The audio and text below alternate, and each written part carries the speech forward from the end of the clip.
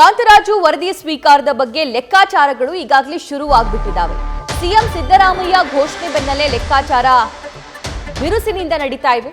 ಕ್ಯಾಬಿನೆಟ್ನಲ್ಲಿ ಮಂಡಿಸಿ ಚರ್ಚಿಸುವಾಗಿ ಅದರ ಬಗೆಗೆ ಚರ್ಚೆಗಳನ್ನ ಈಗಾಗಲೇ ನಡೆಸಲಾಗ್ತಾ ಇದೆ. ವರದಿಯ ಪರ ಯಾರಿದ್ದಾರೆ, ವಿರೋಧ ಯಾರಿದ್ದಾರೆ, ತಟಸ್ಥ ಯಾರಿದ್ದಾರೆ ಅನ್ನೋದಕ್ಕೆ ಸಂಬಂಧಪಟ್ಟಂತೆ ಚರ್ಚೆಯನ್ನ ನಡೆಸಲಾಗ್ತಾ ಇದೆ. ಲೋಕಸಭೆ ಮೇಲೆ ಇದರ ಪರಿಣಾಮ ಯಾವ ರೀತಿ ಬೀರಬಹುದು, ಯಾಕಂದ್ರೆ ಎರಡು ಪ್ರಬಲ ಸಮುದಾಯಗಳಿಂದ ಇದಕ್ಕೆ ವಿರೋಧ ಇದೆ. ಸೊ ಹಾಗಾಗಿ ಯಾರೆಲ್ಲ ಪರವಾಗಿರ್ತಾರೆ, ಯಾರೆಲ್ಲ ವಿರೋಧವಾಗಿರ್ತಾರೆ, ಮುಂದಿನ ಎಲೆಕ್ಷನ್ ನಲ್ಲಿ ಇದರ ಎಫೆಕ್ಟ್ ಏನಾಗಬಹುದು ಅನ್ನುವಂತಹ ಪ್ರಶ್ನೆ. ಹೇಳಿದ್ದೇನೆ, ಜಯಪ್ರಕಾಶ್ ಹೆಗಡೆ ಕರೆದಿಕ್ಕೂ ಹೇಳಿದ್ದೇನೆ, ನೀವು ವರದಿ ಕೊಡಿ.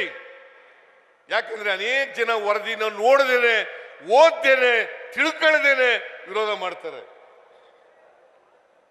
ಇವತ್ತಿನವರೆಗೆ ವರದಿ ಏನಿದೆ ಅಂತ ಗೊತ್ತಿಲ್ಲ, ನನಗೆ ಗೊತ್ತಿಲ್ಲ, ಯಾರಿಗೂ ಗೊತ್ತಿಲ್ಲ. ಆದರೂ ಅದು ವೈಜ್ಞಾನಿಕವಾಗಿಲ್ಲ, ಅವೈಜ್ಞಾನಿಕವಾಗಿದೆ ಅಂತೇಳಿ ವಿರೋಧ ಮಾಡೋದು. ನಾನು ಇವತ್ತು ನಿಮಗೆ ಇಲ್ಲಿ ಹೇಳ್ತೀನಿ, ಆ ವರದಿಯನ್ನ ಸ್ವೀಕಾರ ಮಾಡ್ತೀನಿ. ಅಲ್ಲಿ ಏನಾದರೂ ವ್ಯತ್ಯಾಸಗಳಿದ್ರೆ ತಜ್ಞರ ಅಭಿಪ್ರಾಯ ಪಡೆದು ಅದನ್ನು ಮಾಡ್ತಕ್ಕಂಥ ಕೆಲಸವನ್ನು ಮಾಡ್ತಕ್ಕಂಥದನ್ನ ಮಾಡ್ತೇನೆ ಅಂತಕ್ಕಂಥ ಮಾತುಗಳನ್ನು ಹೇಳಲಿಕ್ಕೆ ಬಯಸ್ತೇನೆ. ರಾಹುಲ್ ಗಾಂಧಿ ಅವರು ಈಗಾಗಲೇ ಹೇಳಿದ್ದಾರೆ,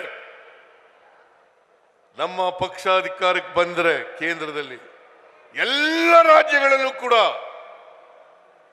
ಜಾತಿ ಗಣತಿಯನ್ನ ಮಾಡಿಸ್ತೇವೆ ಅಂತಕ್ಕಂಥ ಮಾತುಗಳನ್ನು ಹೇಳಿದ್ದಾರೆ. ಆದ್ರಿಂದ ನಮ್ಮ ಹೈಕಮಾಂಡ್ನಲ್ಲೂ ಕೂಡ ತೀರ್ಮಾನ ಆಗಿದೆ. ನಾನು ಅದಕ್ಕೆ ಪಾರ್ಟಿ ಆಗಿದ್ದೆ, ನಾನು ಅಟೆಂಡ್ ಮಾಡಿದ್ದೆ ಆ ಪಾರ್ಟಿನಲ್ಲಿ. ಅದರಿಂದ ನೀವು ಕೊಟ್ಟಿರ್ತಕ್ಕಂಥ ಅನೇಕ ಡಿಮ್ಯಾಂಡ್ಗಳು, ಅದಕ್ಕೆ ನನ್ನ ಸಹಮತ ಇದೆ. ಆದರೆ ನಿಮ್ಗೆಲ್ಲ ಗೊತ್ತಿದೆ, ಪ್ರಜಾಪ್ರಭುತ್ವ ವ್ಯವಸ್ಥೆಯಲ್ಲಿ I am not A dictator. ಸಮಾಜದಲ್ಲಿ ಅಲ್ಲ, ಕ್ಯಾಬಿನೆಟ್ನಲ್ಲಿ ಅದನ್ನು ಇಟ್ಟು ಸಮಾಲೋಚನೆ ಮಾಡಿ, ಚರ್ಚೆ ಮಾಡಿ ತೀರ್ಮಾನ ಮಾಡಬೇಕಾಗ್ತದೆ. ಇದನ್ನ ನಾನು ಮಾಡ್ತೇನೆ ಅಂತಕ್ಕಂಥ ಮಾತುಗಳನ್ನು ಹೇಳಿ, ನಾನು ಯಾವಾಗಲೂ ಕೂಡ ನಿಮ್ಮ ಪರವಾಗಿರ್ತೇನೆ. ರಾಜಕೀಯ ಅಧಿಕಾರ ಇರಲಿ, ಇಲ್ಲದೆ ಹೋಗ್ಲಿ. ಈ ಬಗ್ಗೆ ಮತ್ತಷ್ಟು ಲೈವ್ ಡೀಟೇಲ್ಸ್ ನಮ್ಮ ಸೀನಿಯರ್ ಪೊಲಿಟಿಕಲ್ ಕರೆಸ್ಪಾಂಡೆಂಟ್ ಮಂಜುನಾಥ್ ನೀಡ್ತಾ ಹೋಗ್ತಾರೆ. ಮಂಜುನಾಥ್, ಮೊನ್ನೆಯ ಸಮಾವೇಶದಲ್ಲಿ ಇಷ್ಟೊಂದು ಬಹಿರಂಗವಾಗಿ ನಾನು ಈ ವರದಿಯನ್ನ ಸ್ವೀಕಾರ ಮಾಡೇ ಮಾಡ್ತೀವಿ, ಇದನ್ನ ಜಾರಿಗೊಳಿಸ್ತೀವಿ ಅನ್ನುವಂತ ಮಾತನ್ನ ಸಿಎಂ ಸಿದ್ದರಾಮಯ್ಯ ಆಡಿದ್ರು. ಆದ್ರೆ ಇದಾದ ನಂತರ ಸಿಎಂ ಲೆಕ್ಕಾಚಾರಗಳು ಏನು? ಯಾಕಂದ್ರೆ ಸಾಕಷ್ಟು ಜನ ಪರವಾಗಿದ್ದಾರೆ, ಕೆಲವೊಂದಿಷ್ಟು ಜನ ವಿರೋಧವಾಗಿದ್ದಾರೆ, ತಟಸ್ಥ ನಿಲ್ಲುವವರ ಸಂಖ್ಯೆಯೂ ಕೂಡ ಹೆಚ್ಚಾಗಿದೆ. ಡೀಟೇಲ್ಸ್ ನೀಡ್ತಾ ಹೋಗೋದಾದ್ರೆ ಮಂಜುನಾಥ್. ಸಭಾ 2024 ಲೋಕಸಭಾ ಚುನಾವಣೆ ಕಾಂಗ್ರೆಸ್ ಮತ್ತೆ ಬಿಜೆಪಿ ಜೆಡಿಎಸ್ಗೆ ಸಾಕಷ್ಟು ಪ್ರಮುಖವಾಗಿರುವಂತದ್ದು. ಯಾಕಂದ್ರೆ ಕೇಂದ್ರದಲ್ಲಿ ಏನು ಕಾಂಗ್ರೆಸ್ ಅಧಿಕಾರಕ್ಕೆ ಬರಬೇಕಾದ್ರೆ ರಾಜ್ಯದಲ್ಲಿ ಹೆಚ್ಚು ಸ್ಥಾನಗಳನ್ನ ಗೆಲ್ಲಬೇಕು ಅನ್ನೋದು ಕಾಂಗ್ರೆಸ್ ನಾಯಕರ ಲೆಕ್ಕಾಚಾರ. ಈಗಾಗಲೇ ಇದಕ್ಕೆ ಸಂಬಂಧಪಟ್ಟಂತೆ ಸಾಕಷ್ಟು ಸಿದ್ಧತೆಗಳನ್ನ ನಡೆಸಿಕೊಂಡಿರುವಂತದ್ದು. ಇಲ್ಲಿ ಪ್ರಮುಖವಾಗಿ ಈಗಾಗಲೇ ಜೆಡಿಎಸ್ ಮತ್ತೆ ಬಿಜೆಪಿ ಒಕ್ಕಲಿಗ ಮತ್ತೆ ಲಿಂಗಾಯತ ಮತಗಳ ಮೇಲೆ ಕಣ್ಣಿಟ್ಟಿರುವಂತದ್ದು. ಉತ್ತರ ಕರ್ನಾಟಕದ ಲಿಂಗಾಯತ ಮತಗಳ ಜೊತೆಗೆ ಹಳೆ ಮೈಸೂರು ಭಾಗದ ಒಕ್ಕಲಿಗ ಮತಗಳನ್ನ ಸಾಲಿಡ್ ಆಗಿ ಬಿಜೆಪಿ ಜೆಡಿಎಸ್ಗೆ ಹೋದ್ರೆ ಉಳಿದಂತ ಮತಗಳು ಏನು ಹಿಂದುಳಿದ ಆಗಿರ್ಬೋದು, ಜೊತೆಗೆ ಅಲ್ಪಸಂಖ್ಯಾತ, ಜೊತೆಗೆ ದಲಿತ ಮತಗಳು, ಈ ಒಂದು ಮತಗಳ ಮೇಲೆ ಕಾಂಗ್ರೆಸ್ ಕಂಡಿಟ್ಟಿರುವಂತದ್ದು. ಹೀಗಾಗಿ ಏನು ಕಾಂತರಾಜು ವರದಿಗಾಗಿ ಈಗಾಗಲೇ ಪರ ವಿರೋಧಗಳು ಚರ್ಚೆ ಆಗ್ತಿದೆ. ಆದ್ರೆ ಮುಖ್ಯಮಂತ್ರಿ ಸಿದ್ದರಾಮಯ್ಯ ಅವರು ಮೊನ್ನೆ ಘೋಷಣೆ ಮಾಡಿರುವಂತದ್ದು ಏನು ಅಂದ್ರೆ ಶೀಘ್ರದಲ್ಲೇ ಈ ವರದಿಯನ್ನ, ಕಾಂತರಾಜು ವರದಿಯನ್ನ ಸ್ವೀಕಾರ ಮಾಡ್ತೇನೆ, ನಾನು ಹಿಂದುಳಿದ ಮತ್ತೆ ದಲಿತ ಅಲ್ಪಸಂಖ್ಯಾತರ ಪರವಾಗಿದ್ದೇನೆ ಅನ್ನೋ ಮಾತನ್ನ ಹೇಳಿರುವಂತದ್ದು. ಹೀಗಾಗಿ ಈ ವರದಿಯನ್ನ ಇನ್ನೇನು ಕೆಲವೇ ದಿನಗಳಲ್ಲಿ ಸರ್ಕಾರ ಸ್ವೀಕಾರ ಮಾಡುತ್ತೆ. ಈ ಸಂದರ್ಭದಲ್ಲಿ ಈ ವರದಿಯನ್ನ ಏನು ಕ್ಯಾಬಿನೆಟ್ ನಲ್ಲಿ ಇಟ್ಟು ಚರ್ಚೆ ಮಾಡಬೇಕಾಗುತ್ತೆ. ಆ ಸಂದರ್ಭದಲ್ಲಿ ಯಾರು ಏನು ಈ ವರದಿಯ ಪರವಾಗಿದ್ದಾರೆ, ಯಾರು ಇದಕ್ಕೆ ವಿರೋಧ ಇದ್ದಾರೆ ಅನ್ನೋದ್ರ ಬಗ್ಗೆ ಕ್ಯಾಲ್ಕುಲೇಷನ್ ಶುರುವಾಗಿರುವಂತದ್ದು. ಅದರಲ್ಲೂ ಕೂಡ ಏನು ಸಿದ್ದರಾಮಯ್ಯ ಅವರ ಪ್ರಕಾರ ಏನು ಲೋಕಸಭಾ ಚುನಾವಣೆಯಲ್ಲಿ ಬಿಜೆಪಿ ಜೆಡಿಎಸ್ ಒಕ್ಕಲಿಗ ಲಿಂಗಾಯತ ಮತಗಳನ್ನ ಸೆಳೆದ್ರೆ ನಾವು 5 ಮತಗಳ ಮುಖಾಂತರ ಹೆಚ್ಚು ಸ್ಥಾನಗಳನ್ನು ಗೆಲ್ಬಹುದು ಅನ್ನೋ ಲೆಕ್ಕಾಚಾರ ಹಿನ್ನೆಲೆಯಲ್ಲಿ ಈ ಚರ್ಚೆ ಮುನ್ನೆಲೆಗೆ ಬಂದಿರುವಂತದ್ದು. ಹೀಗಾಗಿ ಯಾರು ಸಚಿವರು ಈ ವರದಿಗೆ ಬೆಂಬಲವನ್ನು ಕೊಡ್ತಾರೆ, ಯಾರು ಇದಕ್ಕೆ ವಿರೋಧವನ್ನು ವ್ಯಕ್ತಪಡಿಸ್ತಾರೆ, ಜೊತೆಗೆ ಯಾರು ತಟಸ್ಥವಾಗಿದ್ದಾರೆ ಅನ್ನೋದ್ರ ಬಗ್ಗೆ ಒಂದಷ್ಟು ಲೆಕ್ಕಾಚಾರಗಳು ರಾಜ್ಯ ರಾಜಕೀಯದಲ್ಲಿ ಶುರುವಾಗಿರುವಂತದ್ದು. ಇದರಲ್ಲಿ ಪ್ರಮುಖವಾಗಿ ಅಲ್ಪಸಂಖ್ಯಾತ, ದಲಿತ, ಜೊತೆಗೆ ಹಿಂದುಳಿದ ವರ್ಗಗಳ ಸುಮಾರು 17-18 ಸಚಿವರು ಸಿಎಂ ಸಿದ್ದರಾಮಯ್ಯ ಪರವಾಗಿ ನಿಲ್ಲೋದಕ್ಕೆ ಈಗಾಗಲೇ ಒಂದು ನಿರ್ಧಾರವನ್ನು ತೆಗೆದುಕೊಂಡಿದ್ದಾರೆ. ಯಾಕಂದ್ರೆ ಹಿಂದೆಯಿಂದಲೂ ಕೂಡ ಇವರು ಕಾಂತರಾಜು ವರದಿಯನ್ನ ಸಮರ್ಥನೆ ಮಾಡ್ಕೊಂಡೇ ಬಂದಿರುವಂತದ್ದು. ಇನ್ನು ಒಕ್ಕಲಿಗ ಸಮುದಾಯ ಇದಕ್ಕೆ ವಿರೋಧವನ್ನು ವ್ಯಕ್ತಪಡಿಸಿತ್ತು. ಸರ್ಕಾರಕ್ಕೆ ಇದು ವೈಜ್ಞಾನಿಕವಾಗಿಲ್ಲ, ಜೊತೆಗೆ ಇದನ್ನ ವೈಜ್ಞಾನಿಕವಾಗಿ ಮಾಡಬೇಕು ಅನ್ನೋ ಒಂದು ಮನವಿಯನ್ನ ಸಿದ್ದರಾಮಯ್ಯ ಅವರಿಗೆ ಕೊಟ್ಟಿರುವಂತದ್ದು. ಇಲ್ಲಿ ಪ್ರಮುಖವಾಗಿ 5 ಒಕ್ಕಲಿಗ ಸಚಿವರಿದ್ದಾರೆ.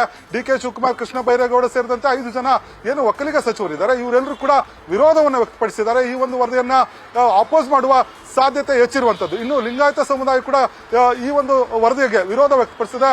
ತಮ್ಮ ಸಮುದಾಯಗಳಲ್ಲಿ ಸರಿಯಾಗಿ ಒಂದು ಏನು ಸಮೀಕ್ಷೆ ಮಾಡಿಲ್ಲ, ಹಾಗಾಗಿ ವೈಜ್ಞಾನಿಕವಾಗಿ ಮಾಡಬೇಕು ಅನ್ನೋದು ಅವರು ಆಗ್ರಹ ಆಗಿರುವಂತದ್ದು. ಹೀಗಾಗಿ ಈಶ್ವರ್ ಖಂಡ್ರೆ ಸೇರಿದಂತೆ HK ಪಾಟೀಲ್ 9 ಜನ ಸಚಿವರು ಏನಿದ್ದಾರೆ, ಈ ಎಲ್ಲಾ ಲಿಂಗಾಯತ ಸಮುದಾಯದ ಸಚಿವರುಗಳು ಈ ಒಂದು ವರದಿಗೆ ವಿರೋಧ ವ್ಯಕ್ತಪಡಿಸುವ ಸಾಧ್ಯತೆ ಇರುವಂತದ್ದು. ಹೀಗಾಗಿ ಏನು ಈ ಜೊತೆಗೆ ತಟಸ್ಥವಾಗಿರುವವರ ಸಂಖ್ಯೆ ಕೂಡ ವಿರಳವಾಗಿರುವಂತದ್ದು. ಅದರಲ್ಲಿ ರಾಮಲಿಂಗಾರೆಡ್ಡಿ ಆಗಿರ್ಬೋದು, ಜೊತೆಗೆ ದಿನೇಶ್ ಗುಂಡೂರಾವ್, ಜೊತೆಗೆ ಏನು ಡಿ ಸುಧಾಕರ್ ಅವರು ಈ ಒಂದು ವರದಿಗೆ ತಟಸ್ಥವಾಗಿದ್ದಾರೆ ಅನ್ನೋ ಒಂದು ಮಾಹಿತಿ ಲಭ್ಯ ಆಗಿರುವಂತದ್ದು. ಯಾಕಂದ್ರೆ ಈ ಒಂದು ವರದಿ ಎಕ್ಸೆಪ್ಟ್ ಆದ್ರೆ ತಮ್ಮ ಸಮುದಾಯಗಳಿಗೆ ಹಿನ್ನಡೆ ಆಗುತ್ತೆ ಅನ್ನೋ ಒಂದು ಲೆಕ್ಕಾಚಾರಗಳು ಎರಡೂ ಸಮುದಾಯಗಳಲ್ಲಿ ಇರುವಂತದ್ದು. ಹೀಗಾಗಿ ಅಳೆದು ತೂಗಿ ಸಿದ್ದರಾಮಯ್ಯ ಅವರು ತಮ್ಮ ಸಚಿವ ಸಂಪುಟದಲ್ಲಿ ಚರ್ಚೆ ಮಾಡಿ ಅಲ್ಲಿ ಅಭಿಪ್ರಾಯವನ್ನ ಸಂಗ್ರಹಿಸಿ ಈ ಒಂದು ವರದಿಯನ್ನ ಎಕ್ಸೆಪ್ಟ್ ಮಾಡಬೇಕಾ ಬೇಡವಾ ಅನ್ನೋದ್ರ ಬಗ್ಗೆ ತೀರ್ಮಾನವನ್ನು ತೆಗೆದುಕೊಳ್ತಾರೆ. ಆದ್ರೆ 34 ಸಚಿವರ ಒಂದು ಸಚಿವ ಸಂಪುಟ ಸಭೆಯಲ್ಲಿ ಸಿದ್ದರಾಮಯ್ಯ ಪರವಾಗಿ 5 ಸಚಿವರು ನಿಲ್ಲೋದು ಬಹುತೇಕ ಪಕ್ಕ ಆಗಿದೆ. ಹಾಗಾಗಿ ಈ ಒಂದು ವರದಿಯನ್ನ ಎಕ್ಸೆಪ್ಟ್ ಮಾಡಿ ಅದನ್ನ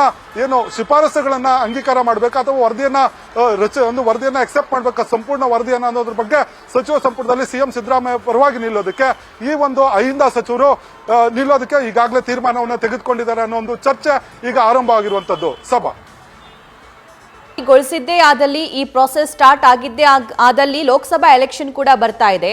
ಅಹಿಂದ ವರ್ಸಸ್ ಬೇರೆ ಪ್ರಬಲ ಸಮುದಾಯಗಳು ಲಿಂಗಾಯತ ಹಾಗೂ ಒಕ್ಕಲಿಗ ಫೈಟ್ ನಡೆಯುವಂತಹ ಸಾಧ್ಯತೆ ಇದೆ. ಅದೆಲ್ಲದಕ್ಕೂ ಕೂಡ ಸಿದ್ದರಾಮಯ್ಯ ಅವರು ರೆಡಿ ಇದ್ದಾರಾ ಅಂತ?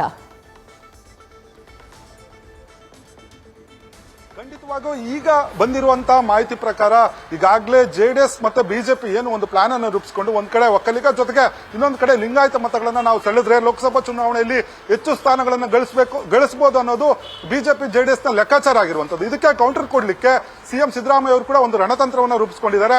ಏನು ತಾವು 1-2 ಪ್ರಬಲ ಸಮುದಾಯಗಳನ್ನ ನೀವು ಮತಗಳನ್ನ ಸೆಳೆದಿದ್ದೆ ಆದ್ರೆ ಉಳಿದಂತ ಅಲ್ಪಸಂಖ್ಯಾತ ದಲಿತ ಜೊತೆಗೆ ಹಿಂದುಳಿದ ವರ್ಗಗಳ ಮತಗಳೇನಿದೆ ಅದನ್ನ ಕ್ರೋಢೀಕರಣ ಮಾಡಿಕೊಂಡ್ರೆ ನಮಗೆ ಹೆಚ್ಚಿನ ಸ್ಥಾನಗಳನ್ನು ಗಳಿಸೋದಕ್ಕೆ ಸುಲಭ ಆಗುತ್ತೆ ಅನ್ನೋದು ಸಿಎಂ ಸಿದ್ದರಾಮಯ್ಯ ಅವರ ಲೆಕ್ಕಾಚಾರ ಆಗಿರುವಂತದ್ದು. ಹೀಗಾಗಿ ಕಾಂತರಾಜು ವರದಿಯನ್ನ ಸ್ವೀಕಾರ ಮಾಡುವ ಮೂಲಕ ಆ ಒಂದು ವರದಿಯನ್ನ ಎಕ್ಸೆಪ್ಟ್ ಮಾಡುವ ಮೂಲಕ ಏನು ಅಹಿಂದ ಸಮುದಾಯಗಳಿದೆ ಆ ಸಮುದಾಯಗಳ ಪರವಾಗಿ ಕಾಂಗ್ರೆಸ್ ಇದೆ ಅನ್ನೋ ಒಂದು ಸಂದೇಶವನ್ನು ರವಾನೆ ಮಾಡಿದ್ರೆ ಆ ಎಲ್ಲಾ ಮತಗಳು ಕಾಂಗ್ರೆಸ್ ಪರವಾಗಿ ನಿಲ್ಲುತ್ತೆ. ಆ ಒಂದು ಏನು ಕಾಂತರಾಜು ವರದಿಯಲ್ಲಿ ಮೀಸಲಾತಿ, ಒಳ ಮೀಸಲಾತಿ ಆಗಿರ್ಬೋದು, ಜೊತೆಗೆ ಆರ್ಥಿಕವಾಗಿ ಹಿಂದುಳಿದಂತ ಮತ್ತೆ ಶೈಕ್ಷಣಿಕವಾಗಿ ಹಿಂದುಳಿದಂತ ಸಮಾಜಗಳಿಗೆ ಮುಂದಿನ ದಿನಗಳಲ್ಲಿ ತಮ್ಮ ಸರ್ಕಾರ ತಮ್ಮ ಒಂದು ಅಭಿವೃದ್ಧಿಗೆ ನಿಲ್ಲುತ್ತೆ ಅನ್ನೋ ಒಂದು ಸಂದೇಶವನ್ನು ರವಾನೆ ಮಾಡಿದ್ರೆ ಆ ಎಲ್ಲಾ ಮತಗಳು ತಮ್ಮ ಪರವಾಗಿ ಬರುತ್ತೆ, ಕಾಂಗ್ರೆಸ್ಗೆ ಮತಗಳ ಕ್ರೋಢೀಕರಣ ಆಗುತ್ತೆ. ಆ ಒಂದು ಲೆಕ್ಕಾಚಾರದಲ್ಲಿ ಸಿಎಂ ಸಿದ್ದರಾಮಯ್ಯ ಅವರು ಕಾಂತರಾಜು ವರದಿಯನ್ನ ಸ್ವೀಕಾರ ಮಾಡಿ ಅದನ್ನ ಕ್ಯಾಬಿನೆಟ್ ನಲ್ಲಿ ಇಟ್ಟು ಒಂದು ಅಂಗೀಕಾರ ಮಾಡಿದ್ರೆ ಲೋಕಸಭಾ ಚುನಾವಣೆಯಲ್ಲಿ ತಮಗೆ ಹೆಚ್ಚಿನ ಒಂದು ಅಹಿಂದ ಮತಗಳು ಬರುತ್ತೆ. ಆಗ ಲೋಕಸಭಾ ಚುನಾವಣೆಯಲ್ಲಿ ಹೆಚ್ಚಿನ ಸ್ಥಾನಗಳನ್ನ ಗೆಲ್ಲಬಹುದು ಅನ್ನೋ ಒಂದು ಲೆಕ್ಕಾಚಾರದಲ್ಲಿ ಈ ಒಂದು ವರದಿಯನ್ನ ಸ್ವೀಕಾರ ಮಾಡಲಿಕ್ಕೆ ಸಿಎಂ ಸಿದ್ದರಾಮಯ್ಯ ಅವರು ಒಂದು ತಂತ್ರವನ್ನ ಮಾಡ್ಕೊಂಡಿರುವಂತದ್ದು. ಸಭಾ ರೈಟ್ ಮಂಜುನಾಥ್, ಥ್ಯಾಂಕ್ ಯು ಡೀಟೇಲ್ಸ್ಗಾಗಿ. ನ್ಯೂಸ್ ಫಸ್ಟ್ ನಿರ್ಭೀತಿಯಿಂದ ನಿಮ್ಮ ಪರವಾಗಿ.